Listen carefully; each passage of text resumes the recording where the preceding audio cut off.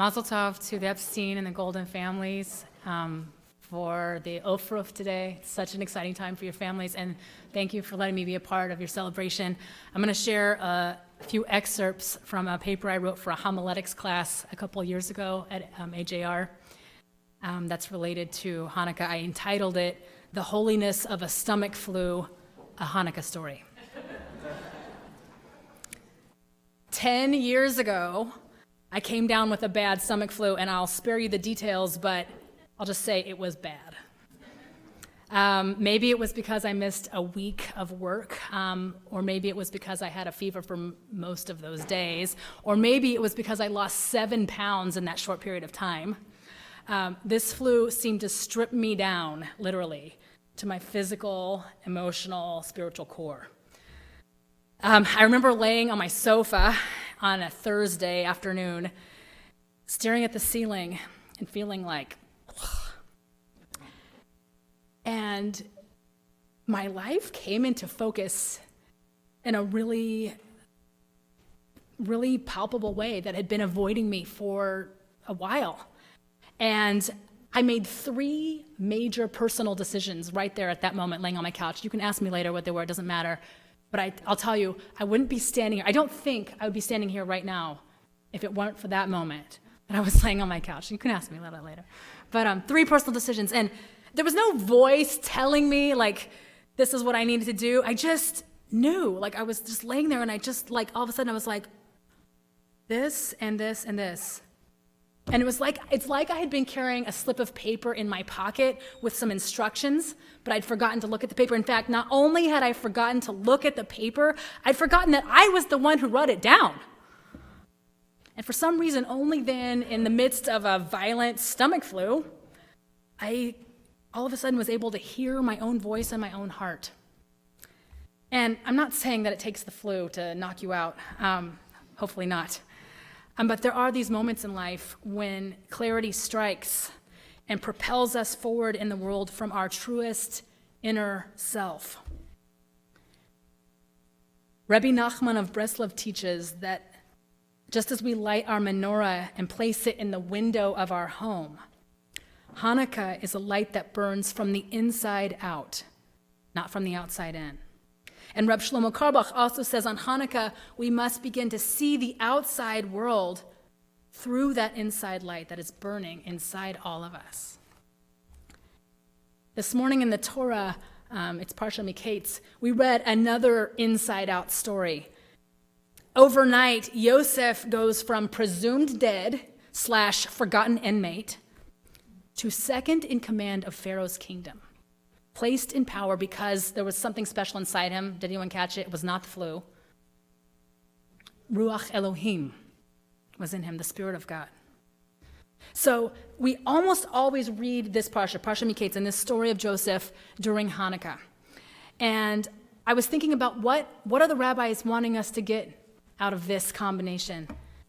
And we all know the story of the oil. The Gemara tells us that we celebrate Hanukkah for the miracle of the oil, or that when we celebrate it for the miracle of the oil, there was only 1 cruse of oil that was found with the Kohen Gadol's seal intact. Okay, that's the 1 cruse that miraculously burned for 8 days. We all know that story. But what's significant about mentioning the Kohen Gadol's seal? Since when did the Kohen Gadol become like a mashgiach for oil? So some speculate that the seal was there because the oil came from the Kohen Gadol's personal stash. It was oil maybe that the high priest would have kept for his own daily offering. And we know that this personal stash of oil was the only pure oil remaining in the temple, and everything else had been defiled. And from this, we know that the oil was probably stored in the ground and discovered in its hiding place. And why do we know that? Because no one had moved it. Because if a non-Jew had moved it, just that would have been enough to consider it tameh, or impure, okay? So the miracle of the oil that we all know about Hanukkah is a miracle of things we cannot see, things unmoved, resting beneath the surface, waiting for a break, a miracle of someone's personal stash. Reb Shlomo brought the following teaching. Imagine that you have an argument with your very best friend, and you go to that friend and you ask forgiveness, and they say, yeah, I forgive you. but things no longer feel the same between you. Something is still missing. What's missing? The light. The light between you is missing. Rabbi Nachman teaches that on Yom Kippur, God forgives us, but it's not until Chanukah that God gives us back the light. The Kohen Gadol would enter the Holy of Holies on Yom Kippur, but forgiveness was already granted. We say, Salachti ki dvarecha, I've already forgiven you. But as Reb Shlomo says, Gewalt, we need so much more than forgiveness. We need intimacy. We need the light to return. When I was a little kid, my mom didn't let us have a lot of sugary stuff.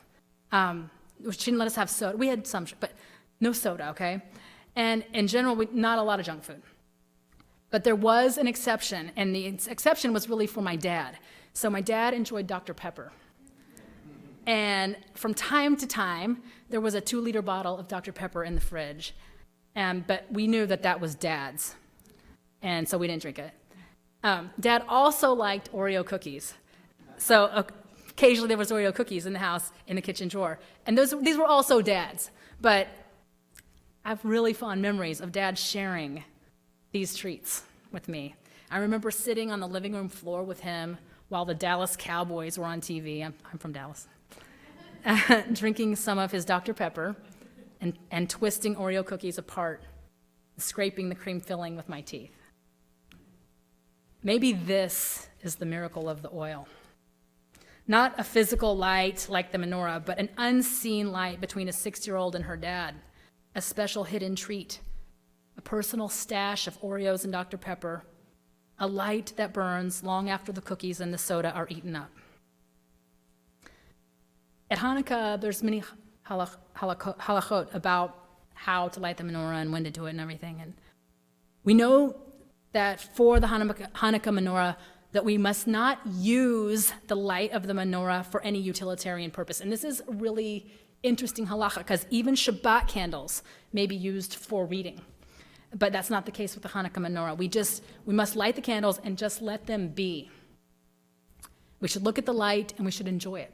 And that's it. And so this is to say that the Hanukkah menorah, as it is lit, it's meant to be a deeply relational and experiential moment. We give ourselves 8 nights of basking in an unusable light, a light just for light's sake, a love just for love's sake. And this is the miracle of Hanukkah. Hanukkah is a special time for us to rekindle the light between us and God, to see outside ourselves from that inner light in a simpler, clearer way, hopefully without having to get the flu, to affect the world outside by remembering that, like Yosef sitting 12 years in prison, that Ruach Elohim is in us. And that Ruach has a personal stash. Lo v'chayil v'lo v'choach ki'im beruchi, not by might, not by power, but by my spirit, says God. I'll finish with the words of our modern Rebbe, Leonard Cohen. You can add up the parts, you won't have the sum. You can strike up the march, there is no drum. Every heart to love will come, but like a refugee. Ring the bells that still can ring. Forget your perfect offering. There is a crack in everything.